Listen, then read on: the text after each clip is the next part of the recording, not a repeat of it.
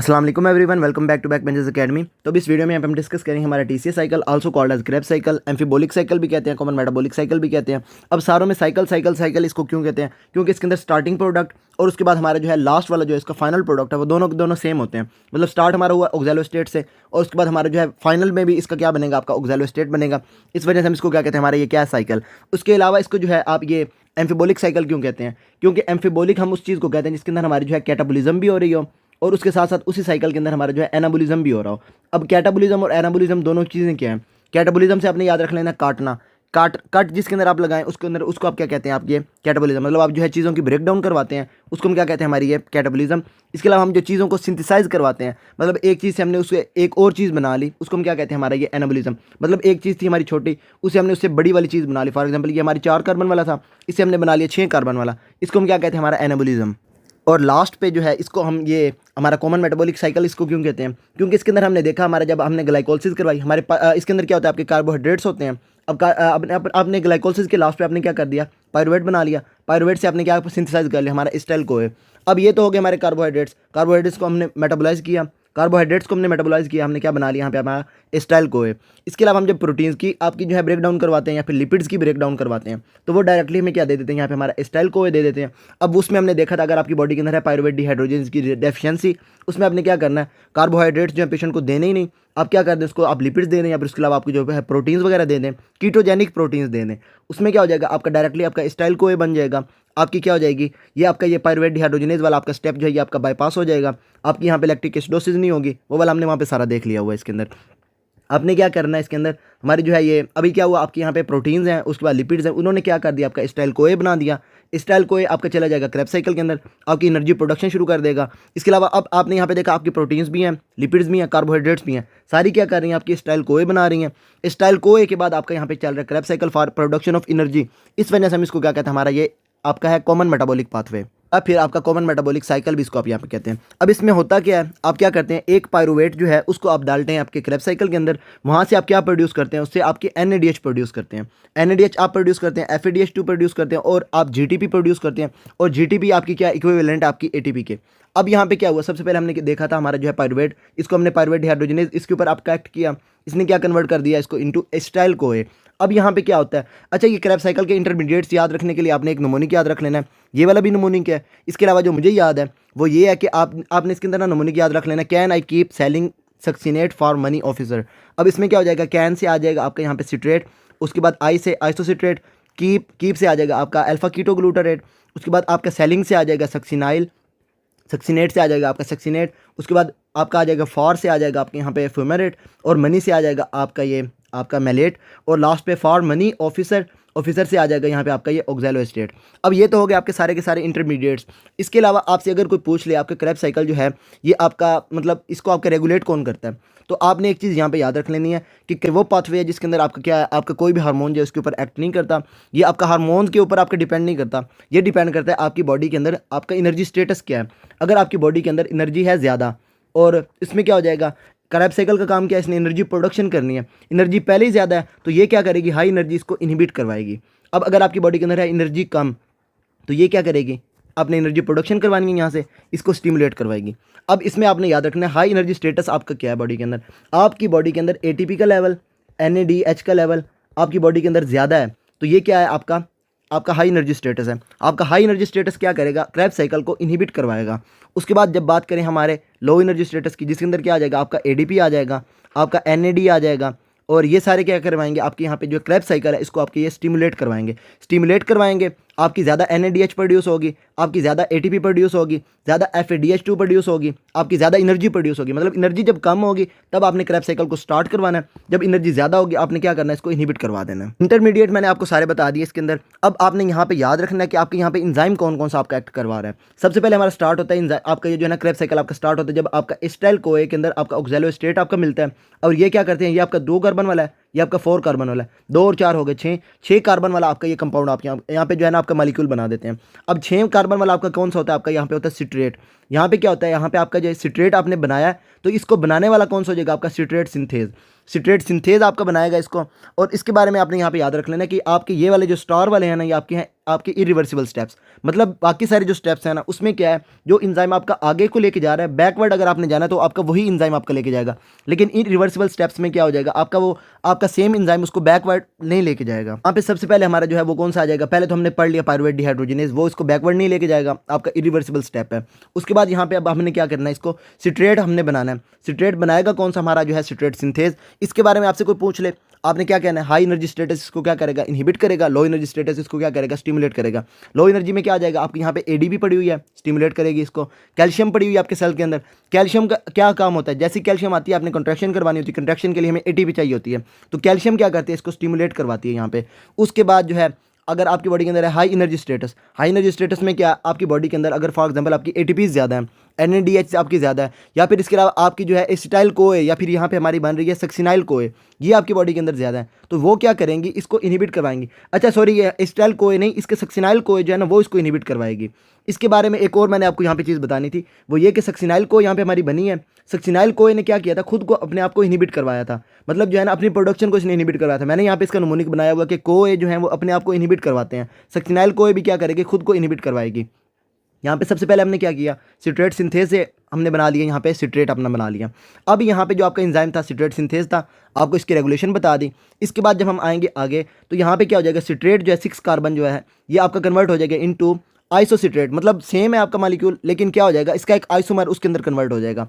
अभी एक चीज़ मैं आपको बताना भूल गया, वो ये कि हमारे जो है इसके साइकिल के अंदर क्या होगा, जब हमारे जो है ना हाई कंपाउंड जो है, अब जब हम मॉलिक्यूल्स की हम ब्रेक डाउन करवाएंगे, उसमें क्या हो जाएगा, आपकी ब्रेक डाउन जब हमारी होगी, कार्बन जब हमारी रिलीज होगी, कार्बन हमारी रिलीज होगी in the form of carbon dioxide. जब चीज़ों की कैटाबोलिज्म होती है तो आपकी एनर्जी रिलीज होती है। हमने एनर्जी को क्या करना है, हमने ट्रैप करना है in the form of NADH, FADH2, GTP, ATP या फिर NADH। ये हमारी जो है ना एनर्जी की आपकी जो है ना स्टोरेज फॉर्म है। हमने एनर्जी को इनके अंदर जो है ना हमने ट्रैप करना है।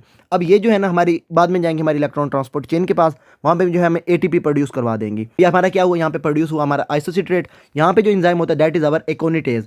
एकोनिटेज के बारे में आपने यहाँ पे याद रखना है। सबसे पहले इसको स्टिमुलेट कौन करेगा, इनहिबिट, आपको सब पता चल गया।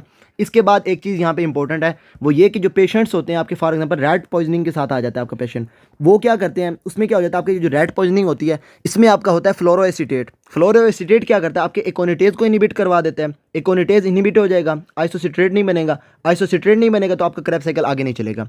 तो रैट पॉइजनिंग के अंदर आपने यहाँ पे याद रख लेना है, वो क्या करता है, आपका इनहिबिट करवाता है, आपका फ्लोरोएसिटेट जो है एकोनिटेज को इनहिबिट करवा देते हैं। इसके बाद आगे यहाँ पे मैंने बना लिया अभी हमारा आइसोसिट्रेट। ये क्या था, आपका 6 कार्बन था, कोई भी हमारे कार्बन के अंदर चेंज नहीं आई। अभी क्या हो जाएगा, यहाँ पे आपकी एक कार्बन रिलीज होगी। मैंने आपको पहले बता दिया कार्बन किस फॉर्म में रिलीज होगी, कार्बन डाइऑक्साइड की फॉर्म में।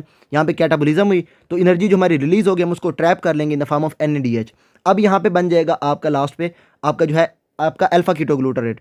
यहाँ पे जो एंजाइम एक्ट करेगा आइसोसिट्रेट है, इसके अंदर डिहाइड्रोजनेशन हुई तो इसको हम क्या कहेंगे, हमारा आइसोसिट्रेट डिहाइड्रोजिनेज। और हमारा जो आपका फॉर्मिंग कंपाउंड होगा वो हमारा क्या हो जाएगा, अल्फा कीटोग्लूटारेट। कार्बन डाइऑक्साइड हमारी रिलीज हो गई, यहाँ पे 6 कार्बन थी, अब यहाँ पे क्या हो जाएगी, आपकी 5 कार्बन हो जाएगी। स्टिमुलेशन इसकी कोई पूछ ले वही बात होगी, हाई एनर्जी स्टेटस इसको क्या करेगा, इनहिबिट करेगा, लो एनर्जी स्टेटस इसको क्या करेगा, आपका स्टिमुलेट करेगा। इसके अलावा एक और चीज़ यहाँ पे आपने याद रखनी है, आइसोसिट्रेट डिहाइड्रोजिनेज क्या है, इसका रेट लिमिटिंग स्टेप है आपका किसका, क्रैब साइकिल का। अब ग्लाइकोलिसिस हमने की थी, वहाँ पे हमारा रेट लिमिटिंग स्टेप कौन सा था, हमारा PFK1 वाला था। यहाँ पे आपका रेट लिमिटिंग स्टेप कौन सा, आपका आइसोसिट्रेट डिहाइड्रोजिनेज। अब इसके बाद जो है आपका यहाँ पे प्रोड्यूस होगा आपका सबसे पहले तो आपका आइसोसिट्रेट डिहाइड्रोजिनेज जो है, ये जो आपका स्टेप करवा रहा है ये आपका इरिवर्सिबल है। उसके बाद ये आपका क्या है, रेट लिमिटिंग स्टेप है। हाई एनर्जी स्टेटस इसको क्या करेगा, इनहिबिट करेगा, लो एनर्जी स्टेटस इसको क्या करेगा, आपका स्टिमुलेट करेगा। आपने अल्फा कीटोग्लूटारेट आपने बना लिया, वो क्या आपका 5 कार्बन कंपाउंड है। इसके बाद अब हमने क्या किया, इसमें से एक और कार्बन हमने रिलीज करवा ली, कार्बन रिलीज हुई, ये 5 वाला था, अब क्या हो जाएगा, आपका 4 कार्बन आपका कंपाउंड बन जाएगा। अब आपकी ब्रेक डाउन हुई, एनर्जी ट्रैप होगी हमारी in the form of NADH। 4 carbon compound हमारा जो यहाँ पे अभी बना है वो आपको मैंने बताया था सेलिंग से। सेलिंग से क्या हो जाएगा, आपका सक्सिनाइल कोए। अब सक्सिनाइल कोए ने क्या करना है, खुद को इनहिबिट करवाना है। खुद क्या करेगा, अपना जो इसको फॉर्मिंग इसका एंजाइम है वो इसको खुद जाके उसको इनहिबिट करवाएगा। सबसे पहले क्या था इसके अंदर, हाई एनर्जी स्टेटस इसको इनहिबिट करेगा। उसके बाद सक्सिनाइल कोए जो है वो भी क्या करेगा, अल्फा कीटोग्लूटारेट जो है उसका डिहाइड्रोजिनेज जो है उसको ये क्या करेगा, इनहिबिट करवाएगा। अब ये क्या हो गया, हमारा यहाँ पे बन गया सक्सिनाइल कोए। सक्सिनाइल कोए के ऊपर अब हमारा एंजाइम एक्ट करेगा जिसको हम क्या कहेंगे, हमारा सक्सिनाइल कोए डिहाइड्रोजिनेज। वो इसको कन्वर्ट करवा देगा इनटू सक्सिनेट। यहाँ पे भी वही हो गया, आपकी यहाँ पे एनर्जी रिलीज़ होगी, उसको हम ट्रैप करेंगे in the form of GTP, और उसके बाद हमारे यहाँ पे कोई भी रिलीज़ हो जाएगा और कोई भी हमारा जो है ना आपके क्रैब साइकिल से बाहर चला जाएगा। अब यहाँ पे बन गया हमारा आपका सक्सिनेट भी आपका क्या है 4 कार्बन कंपाउंड है। अब इसके बाद क्या हो जाएगा, यहाँ पे जो है सक्सिनेट डिहाइड्रोजनेज इसके ऊपर एक्ट करेगा, यहाँ पे सक्सिनेट डिहाइड्रोजनेज, और वो क्या कर देगा, इसको कन्वर्ट कर देगा इनटू फ्यूमेरेट। सक्सिनेट डिहाइड्रोजनेज के बारे में आपने यहाँ पे याद रखना है कि आप जब बाद में देखेंगे इलेक्ट्रॉन ट्रांसपोर्ट चेन, उसके अंदर जो आपका कम्प्लेक्स 2 होता है वो भी आपका क्या होता है, आपका सक्सिनेट आपका जो है ना डिहाइड्रोजनेज का बना होता है। उसके बाद एक और चीज़ आपने यहाँ पे याद रखनी है कि ये सारे का सारा स्टेप आपका चल रहा है माइटोकॉन्ड्रिया के आपके जो है ना मैट्रिक्स के अंदर। तो मैट्रिक्स के अंदर बाकी सारे जो है ना आपके एंजाइम वो मैट्रिक्स के अंदर पड़े हुए हैं। एक ये वाला एंजाइम जो है जो हमने अभी देखा है, जो क्या कर रहा है आपका, ये कन्वर्ट कर रहा है आपका सक्सिनेट को फ्यूमेरेट के अंदर, आपका सक्सिनेट डिहाइड्रोजनेज, ये आपका कहाँ पे पड़ा हुआ है, इनर मेम्ब्रेन ऑफ माइटोकॉन्ड्रिया, इसके अंदर आपका पड़ा हुआ है। ये आपका वाहिद एंजाइम है जो आपके मेम्ब्रेन के साथ है, बाकी सारे आपके कहाँ गए, आपके मैट्रिक्स के अंदर पड़े हुए हैं। इसके बाद हमने क्या दिया, यहाँ पे हमारा फ्यूमेरेट बनवा दिया। फ्यूमेरेट के ऊपर अब हमारा यहाँ पे फ्यूमेरेज एक्ट करेगा, इसको कन्वर्ट करवा देगा इनटू मैलेट। मैलेट भी आपका क्या है 4 कार्बन कंपाउंड है। अब यहाँ पे क्या हो जाएगा, मैलेट के ऊपर हमारा एंजाइम एक्ट करेगा मैलेट डिहाइड्रोजनेज, वो इसको कन्वर्ट करवा देगा इनटू ऑक्सैलो एसीटेट। यहाँ पे डिहाइड्रोजनेज आया, दोबारा क्या हो जाएगा, आपकी NADH रिलीज हो जाएगी, उसको हम हमारी एनर्जी रिलीज हुई, एनर्जी को हम ट्रैप कर लेंगे in the form of NADH। अभी क्या हुआ यहाँ पे हमारा जो है, अभी एक हमारा जो है ये एसिटाइल कोए जो हमारा एक पायरुवेट था, एक ग्लूकोज से हमने कितने बनाए, 2 पायरुवेट बनाए। अब 2 पायरुवेट में से एक पायरुवेट चला, तो अब हुआ कि यहाँ पे आपके 3 आपके NADs बने, आपके NADH आपके 3 NADH बने। जब आपका एक दफ़ा क्रैब साइकिल चला 3 NADH बने, उसके बाद आपका जो है एक FADH2 बना, FADH2 एक बना आपका यहाँ पे, और उसके बाद आपकी एक GTP बनी। अब ये जो NADH है मैंने आपको पहले बताया था, ये हमारी कितनी देती है, हमें 3 ATPs देती है, लेकिन वो हमारी थ्योरेटिकल वैल्यू है। जब हम इसको लेके जाते हैं इलेक्ट्रॉन ट्रांसपोर्ट चेन के पास, तो ये हमें देता है 2.5 ATPs। एक NADH हमें कितनी देता है, 2.5 ATPs, और FADH2 हमें कितने देते हैं, 1.5 ATP। अब इस केस में क्या हुआ, 3 NADH बने, अब इसने हमें एक NADH ने हमें देना था 2.5, तो 3 हो जाएंगे, तो ये कितना हो जाएगा हमारा ओवरऑल 7.5। इसके बाद एक FADH2 ने हमें देना था 1.5, तो 1.5 जब इसके अंदर ऐड करेंगे तो 7 और 8 और एक ही हमारा हो जाएगा 9 ATPs हमारे तो बन गए FADH2 और उसके बाद NADH2 से। जब हमारा जो चलेगा इलेक्ट्रॉन ट्रांसपोर्ट चेन, एक हमारी GTP बनी, GTP डायरेक्टली हमारी होती है इक्वल टू आपकी जो है ATP के। अब ये क्या हो जाएगी, आपकी यहाँ पे एक और ATP ऐड हो जाएगी। तो ओवरऑल जब एक दफ़ा आपका जो है ये क्रैब साइकिल चलेगा तो हमें 10 ATPs आपको एक दफ़ा पे मिलेंगे। अब इसमें क्या होना है, आपका एक साइकिल में आपकी एक ग्लूकोज आई, आपके 2 पायरुवेट आएंगे, 2 पायरुवेट से आपके 2 एसिटाइल को बनेंगे। तो अब 2 दफ़ा में क्या हो जाएगा, हमें 2 दफ़ा आपकी ये डबल टाइम हो जाएगी, आपकी 20 ATPs आपकी यहाँ से प्रोड्यूस होगी।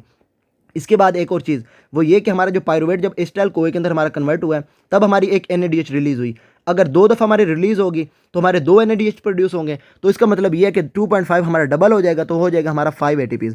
अब इस केस में क्या हो जाएगा, जब हम बात करेंगे आपके पायरुवेट से लेके हमारा जो है ये क्रैब साइकिल के ख़त्म होने तक, तो हमें कितनी एनर्जी रिलीज़ हुई, 5 यहाँ से हमारी बनी और उसके बाद 20 यहाँ से, तो ये हमारी ओवरऑल कितनी एनर्जी होगी, 25 ATPs होगी। अब इसके बाद हमने जो हमारी ग्लाइकोलिसिस देखी थी, ग्लाइकोलिसिस में हमने देखा हमारी नेट ATPs हमारी कितनी बनती हैं, 2। उसके बाद वहाँ पे हमारी जो है कितनी NADH बनती है, हमारी 2 NADH बनती हैं। अब मैंने आपको यहाँ पे फिर बता दिया, एक NADH हमें कितनी देगा 2.5, तो 2 NADH हमें कितनी देंगे 5 ATPs। अब 5 ये हो गए कितने 25 और 5 आपके हो गए 30 ATPs। और यहाँ पे जो आपकी नेट ATP हमारा आया था कितना आपका 2, तो 30, और उसके अंदर जब हम 2 ऐड करेंगे तो हमारी कितनी हो जाएगी 32 ATPs। आपने यहाँ पे क्या याद रखना है, जब आपका एक दफ़ा आपका जो है ग्लूकोज जब आपकी ब्रेक डाउन होगी, तो ग्लूकोज के एक दफ़ा ब्रेक डाउन होने की वजह से आपके क्रैब साइकिल चलेगा। क्रैब साइकिल के अंदर आपको एक आपका जो है पायरुवेट वो आपको 10 ATPs देगा, 2 पायरुवेट देंगे आपको 20 ATPs। उसके बाद पायरुवेट जब कन्वर्ट होगा एसिटाइल कोए के अंदर, तो आपके 2 NADH बनेंगे, आपको 5 देंगे आपकी ATPs, 25 ATPs हो गए। उसके बाद जब ग्लाइकोलिसिस में हमने देखा था 2 NADH आपके वहाँ पर रिलीज़ हुए थे, ओवरऑल हमारी कितनी हो गई 25 और 5 आपकी 30, और 2 ATPs जो आपके ग्लाइकोलिसिस के अंदर आपके नेट थे आपने उसके अंदर ऐड किया, तो ओवरऑल हमारी जो है इसके अंदर कितनी हो जाएगी आपकी 32 ATPs आपके नेट प्रोड्यूस होंगे जब आपकी यहाँ पे ग्लाइकोलिसिस या फिर ओवरऑल आपके जो है ना मेटाबॉलिक पाथवे आपके यहाँ पे चलेगा। तो थ्योरेटिकल वैल्यूज़ में क्या होना है, आपका एक NADH ने आपके प्रोड्यूस करना है 3 ATPs। अब यहाँ पे हमारे जो है अगर क्रैब साइकिल की बात की जाए, यहाँ पे हमारे कितने प्रोड्यूस हुए 3 आपके NADH, तो हमारे क्या करेंगे 3 NADH हमारे प्रोड्यूस करेंगे 9 ATPs। अब उसके बाद एक FADH2 प्रोड्यूस हुआ, इसने क्या करना है हमारे 2 ATPs देने हैं, ओवरऑल कितनी होगी हमारी 11 ATPs यहाँ पे प्रोड्यूस हो गए। और उसके बाद यहाँ पे एक जो हमारी GTP है ये कितनी हो जाएगी हमारी 12 ATPs। ये मैं थ्योरेटिकल की बात कर रहा हूँ, मैंने आपको एक्चुअल वैल्यूज़ आपकी पहले बता दी हैं, ये थ्योरेटिकल की बात कर रहा हूँ। इसके बाद क्या हो जाएगा, यहाँ पे हमारे जो 2 NADH रिलीज़ हुए हैं ये क्या करेंगे हमें 2 और हमारे दे देंगे। अब यहाँ पे क्या हो जाएगी 6 हमारी और ऐड हो जाएगी, 12 और 6 यहाँ पे हो जाएगी हमारी 18 ATPs। अब यहाँ पे क्या हुआ, ये जब आपका एक दफ़ा आपका चलेगा, थ्योरेटिकल की बात की जाए तो हमें कितनी एनर्जी रिलीज़ होगी, 18। अब इसके बाद क्या हो जाएगा आपकी जो है ये, सॉरी यहाँ पे अगर हमने जो है इसको डबल नहीं किया तो इसको भी एक दफ़ा सिंगल करते हैं। यहाँ पे आपकी 3 हुई, 3 से अब 12 और 3 5 15, और 15 के जब डबल हो जाएगा आपकी हो जाएगी 30 ATPs। यहाँ पे आपकी जो है जब आपका कन्वर्ट हो जाएगा पायरुवेट इनटू एसिटाइल कोए और उसके बाद आपका क्रैब साइकिल चलेगा, थ्योरेटिकल में देखा जाए तो आपकी 30 ATPs आपकी यहाँ से प्रोड्यूस होनी थी। ग्लाइकोलिसिस में क्या हुआ, 2 NADH आपके वहाँ से प्रोड्यूस हुए, अब वहाँ से NADH आपके क्या करेंगे, 6 ATPs आपको देंगे, और ये कितने हो गए आपके 36 हो गए, और 2 ATPs आपके जो वहाँ पे आपके नेट बने थे अब कितने हो गए आपके 38। थ्योरेटिकल की अगर बात की जाए तो आपके कितने ATPs प्रोड्यूस होंगे आपके 38, लेकिन एक्चुअल हमारे कितने ATPs आपके प्रोड्यूस होते हैं 32। और ये मैंने आपको बता दिया क्यों, क्योंकि हमारे जो है थ्योरेटिकली हम देखते हैं कि हमारे NADH हमारे प्रोड्यूस करता है 3 ATPs, लेकिन एक्चुअल में वो कितने प्रोड्यूस करते हैं हमारे 2.5 ATPs। अब जो है ये तो सारा हमारा हो गया। अब इसके बाद एक चीज़ हमारी रह गई, मैंने आपको यहाँ पे बताया नहीं, यहाँ पे हमारा जो है ना एक अनोखा स्टेप है पूरे क्रैब साइकिल के अंदर, वो ये कि सक्सिनेट जब हमारा कन्वर्ट होता है फ्यूमेरेट के अंदर तो यहाँ पे हमारा बनता है FADH2, इसके अलावा हमारा बन रहा है NADH या फिर हमारा GTP ATP आपका बन रहा है। अब यहाँ पे क्या होता है, आपकी एनर्जी इतनी रिलीज़ होती है कि वो ATP से ज़्यादा होती है, लेकिन इतनी ज़्यादा रिलीज़ नहीं होती कि वो आपकी NADH जो है उसको आपके वो फॉर्म करवा ले। तो अब इस केस में क्या होता है, आपकी यहाँ पे जो एनर्जी जो है वो आपकी ट्रैप हो जाती है in the form of FADH2। ये FADH2 हमारे इलेक्ट्रॉन ट्रांसपोर्ट चेन के पास जाता है और हमें एक्चुअल में 1.5 ATPs आपके वहाँ पे जो है वो दे रहा होता है वहाँ पे आपके जो है ATP सिंथेज के थ्रू। अब ये सारी थी हमारी मार्फत की बातें। अब इसके बाद हमारी जो आसान आसान बातें रहेंगी वो ये कि हमारे यहाँ पे अल्फा कीटो ग्लूटारेट डिहाइड्रोजनेज जो है ये आपका क्या है, आपका सेम है as our pyruvate dehydrogenase. Pyruvate dehydrogenase के अंदर आपने जो जो देखा था सारे का सारा आपका इसके अंदर होगा, और उसके बाद बाकी सारे एंजाइम का मैंने उम्मीद है आपको सारा बता दिया। आपने सिंपल सा याद रखना है, आपका हाई एनर्जी स्टेटस क्या करेगा, इसको इनहिबिट करेगा। लो एनर्जी स्टेटस सारे हार्मोन्स जो आपके सारे के सारे आपके जो है ना ये आपके एंजाइम्स सारों को वो क्या करेगा, आपका लो एनर्जी स्टेटस इसको स्टिमुलेट करेगा। और उसके बाद याद रखने की क्या चीज़ है, आपने जो है इसके अंदर अगर आपसे रेट लिमिटिंग स्टेप पूछ ले, आपने क्या देना, कौन सा आपका आइसोसिएटेड डिहाइड्रोजनेज। उसके अलावा अगर आपसे कोई पूछ ले इसका कौन सा एंजाइम ऐसा है जो आपका क्या है माइटोकॉन्ड्रियल मेम्ब्रेन के अंदर है, इनर मेम्ब्रेन के अंदर है, वो आपने यहाँ पे याद रख लेना आपका कौन सा सक्सिनेट डिहाइड्रोजनेज, और वो आपका क्या है कम्प्लेक्स 2 है आपका कि इसका इलेक्ट्रॉन ट्रांसपोर्ट चेन का। ये तो सारी होगी हमारी आपकी क्रैब साइकिल। अब क्रैब साइकिल जो है हमारे डिफरेंट आपके पाथवेज जो है उसके साथ आपका कनेक्टेड है। कहाँ कौन से इंटरमीडिएट से आपका कनेक्टेड है। सबसे पहले हमारा जो सिट्रेट है, सिट्रेट जो है ये हमारा जो है सेल से बाहर आपका माइटोकॉन्ड्रियाज जो है उससे आपका बाहर जा सकता है आपके साइटोप्लाज्म के अंदर, और ये जाता है फ्रॉम सिट्रेट शटल। अब सिट्रेट आपके सेल से बाहर गया, वहाँ पे क्या करेगा, आपका सिट्रेट जो है आपका दोबारा प्रोड्यूस कर देगा ऑक्सैलो एस्टेट, और वहाँ से आपका एस्टाइल कोए बनेगा। एस्टाइल कोए क्या करेगा, आपका वहाँ पे जो है फैटी एसिड जो है उसकी सिंथेसिस करवाना शुरू कर देगा। अब यहाँ पे सिट्रेट से आपका ये कनेक्टेड है विद फैटी एसिड सिंथेसिस। इसके बाद यहाँ पे जो है आपका सक्सिनाइल कोए जब हमने हीम सिंथेसिस मैंने आपको बताई थी किसी विटामिन के अंदर, तो वहाँ पे मैंने आपको बताया था सक्सिनाइल कोए जो है ये आपका क्या है, आपकी जो है ये हीम सिंथेसिस के लिए हमारा ज़रूरी है। तो क्रैब साइकिल सक्सिनाइल कोए से हमारा एसोसिएटेड है या फिर आपका लिंक्ड है विद हीम सिंथेसिस। यहाँ से जो आपकी ये क्या करवाएगा, हीम सिंथेसिस करवाएगा। इसके बाद जो है ये आपका फ्यूमेरेट वाले स्टेप से जो है ये आपका अटैच्ड है विद आवर यूरिया साइकिल। यहाँ से अगर ये आपका निकल जाएगा तो ये क्या करेगा, आपको यहाँ पे जो है ये यूरिया साइकिल की तरफ चले जाएगा, यूरिया सिंथेसिस करवा देगा। उसके बाद जो है ऑक्सैलो एस्टेट से ये आपका लिंक्ड है विद ग्लूकोनियोजेनेसिस। अब यहाँ पे क्या होता है, जब आपकी बॉडी के अंदर जो है ग्लूकोज कम होती है तो ये क्या करता है, आपका पायरुवेट कन्वर्ट होना शुरू हो जाता है towards oxalo estate. Oxalo estate convert होता है टू मैलेट। मैलेट जो है मैलेट शटल से बाहर आ जाता है, आपके साइटोप्लाज्म के अंदर आ जाता है। साइटोप्लाज्म के अंदर आके ये क्या करता है, आपके यहाँ पे जो है ग्लूकोज फॉर्मेशन करवाना शुरू कर देता है, जो हम बाद में देखेंगे, जिसको हम क्या कहते हैं, हमारी जो है ग्लूकोनियोजेनेसिस, मतलब glucose formation from new sources. उसके अलावा एक और चीज़ यहाँ पे आपका ये जो आपका फैटी एसिड है जो सॉरी आपका ये TCA साइकिल, इसके अंदर जो हमारा प्रोड्यूस हो रहा है आपका सिट्रेट का हाई लेवल क्या करता है, जाके इनहिबिट करवाता है किसको, हमारे PFK1 को। मैंने आपको वहाँ पे भी बताया था PFK1 को ये इनहिबिट करवाएगा। PFK1 आपका नहीं करेगा काम, वहाँ पे आपकी ग्लाइकोलिसिस नहीं होगी, आपके पायरुवेट नहीं बनेगा तो हमारा फर्दर क्रैब साइकिल नहीं चलेगा। अब यहाँ पे आपने याद रखना है, अगर आपकी बॉडी के अंदर सिट्रेट का लेवल ज़्यादा है, ये क्या करेगा, आपके PFK1 को इनहिबिट करवाएगा, ग्लाइकोलिसिस को रोक देगा वहाँ पे। इसके अलावा जो है हमारे ओड चेन फैटी एसिड्स जो होते हैं वो मेरे क्या करते हैं, आपको सक्सिनाइल कोए देते हैं, और सक्सिनाइल कोए से आपका क्या है, यहाँ पे सबसे पहले तो ये आपका क्या है, आपका ये क्रैब साइकिल का आपका इंटरमीडिएट है। अगर आपके सक्सिनाइल कोए आपकी बॉडी के अंदर कम है, आपके ऑड चेन फैटी एसिड्स जो हैं वो ब्रेक डाउन होकर यहाँ पे आपका सक्सिनाइल कोए दे देंगे आपको, और वो क्या करेगा, आपके यहाँ पे क्रैब साइकिल के इंटरमीडिएट को पूरा कर देगा। या फिर यहाँ से आपका सक्सिनाइल कोए आपका चला जाएगा टुवर्ड्स हीम सिंथेसिस, आपकी हीम सिंथेसिस करवाना शुरू कर देगा। तो ये सारा था हमारा ये इसके अंदर क्रैब साइकिल के अंदर, और उम्मीद है आपको इसकी सारी की समझ आ गई होगी। अब ये आ गई यहाँ पे हमारी ATP प्रोडक्शन, मैंने आपको सारी बता दी है। अब इसमें क्या एरोबिक आपकी जो मेटाबॉलिज्म है, अब इसके बाद जो है मैंने अभी आपको जो बताई है वो है हमारी मैलेट एस्पार्टेट शटल से। अब इससे अगर आपकी जाएगी तो ये आपकी बनाएगी 32 ATPs। लेकिन इसके अलावा आपकी अगर ग्लाइसरोल आपके जो है ना 3 फॉस्फेट अगर शटल आपकी चलेगी तो 30 एटीपीज बनेंगी। अभी ये आपको बता दिया, आपने ये याद रख लेनी है। और ये मैंने आपको बताया आपकी एक्चुअल वैल्यूज़। अब अगर आपसे कोई पूछ ले थ्योरेटिकली हमारी कितनी बननी थी, हमारी 38 बननी थी, लेकिन हमारी कितनी बनेगी 32। अब अगर आपकी चलेगी मैलेट शटल तो इसमें क्या हो जाएगी, आपकी एक्चुअल में बनेगी 32 और उसके बाद थ्योरेटिकली हमारी बननी थी 38। इसके अलावा जब हमारी चलेगी ग्लाइसरॉल 3 फॉस्फेट शटल तो एक्चुअल में हमारी बनेगी 30 और हमारी बननी कितनी चाहिए थी 36। ये हम बाद में देखेंगे, आपको वहाँ पे मैं बता दूंगा। तो अभी ये जो है ना आपने एटीपी प्रोडक्शन के अंदर यही याद रख लेना है। और उसके बाद एनारोबिक ग्लाइकोलिसिस के अंदर मैंने आपको पहले बता दिया आपकी नेट एटीपीज कितने बनती हैं, हमारी 2 बनती हैं। और वो क्या करती हैं, आपकी NADH जो उसके अंदर आपकी बनती है वो हमारी यूज़ हो जाती है पायरुवेट को कन्वर्ट करने में इनटू लैक्टेट। लैक्टिक एसिड आपका बनाना शुरू कर देता है एनारोबिक ग्लाइकोलिसिस। और एनारोबिक ग्लाइकोलिसिस का आपका फाइनल प्रोडक्ट आपका क्या होता है, आपका ये लैक्टिक एसिड होता है। इसके बाद आर्सेनिक टॉक्सिसिटी मैंने आपको वहाँ पे बता दी। आर्सेनिक क्या करता है, सबसे पहले आपका वहाँ पे जो है ग्लाइसर एल्डिहाइड 3 फॉस्फेट उसको इनहिबिट करवाता है। वहाँ पे आपकी NADH नहीं बनती, ATP नहीं बनती। अब उस केस में क्या होता है, आपकी जो है नेट एटीपीज आपकी आपने 2 ATP आप वहाँ पे ऐड करवाते हैं ग्लाइकोलिसिस के अंदर और 2 आपकी वहाँ पे प्रोड्यूस हो जाती हैं। तो नेट हमारा इस केस में क्या हो जाता है, आपका 0 हो जाता है। ये मैंने आपको वहाँ पे बता दिया। उसके अलावा आपकी वहाँ पे जो है NADH भी आपकी नहीं बनती। तो अब इस केस में क्या होता है, आपकी नेट एटीपीज प्रोडक्शन जो है हमारी वो 0 हो जाती है। और उसके बाद आर्सेनिक हमारी सबसे पहले तो इनहिबिट करती है हमारी जो है ग्लाइसर एल्डिहाइड 3 फॉस्फेट को। उसके बाद ये आके इनहिबिट करती है हमारी पायरुवेट डिहाइड्रोजिनेज को। और ये मैंने आपको वहाँ पे सारा बता दिया हुआ है। और वहाँ पे क्या करती है, आपकी लिपोइक एसिड वाला जो हमारा E2 जो पार्ट है उसको वहाँ पे आपकी इनहिबिट करवाती है। इसके बाद आपने जो इनहिबिशन में याद रख लेना है वो ये है कि एकोनिटेज को आपका कौन इनहिबिट करवाता है, आपका फ्लोरो एसीटेट जो है वो आपका इनहिबिट करवाता है। वो आपका किसके अंदर होता है, आपका ये रैट पॉइजनिंग जो है, रैट जो आपका ये जो होता है आपका पॉइजन उसके अंदर आपका ये फ्लोरो एसीटेट होता है। और बाकी सारा यही था। अच्छा, इसके अलावा यहाँ पे एक और चीज़ आप यहाँ पे देख लें, वो ये कि अगर आपकी बॉडी के अंदर है फास्टिंग स्टेट में क्या होता है, हमारी बॉडी के अंदर ग्लूकोज कम होना शुरू हो जाती है।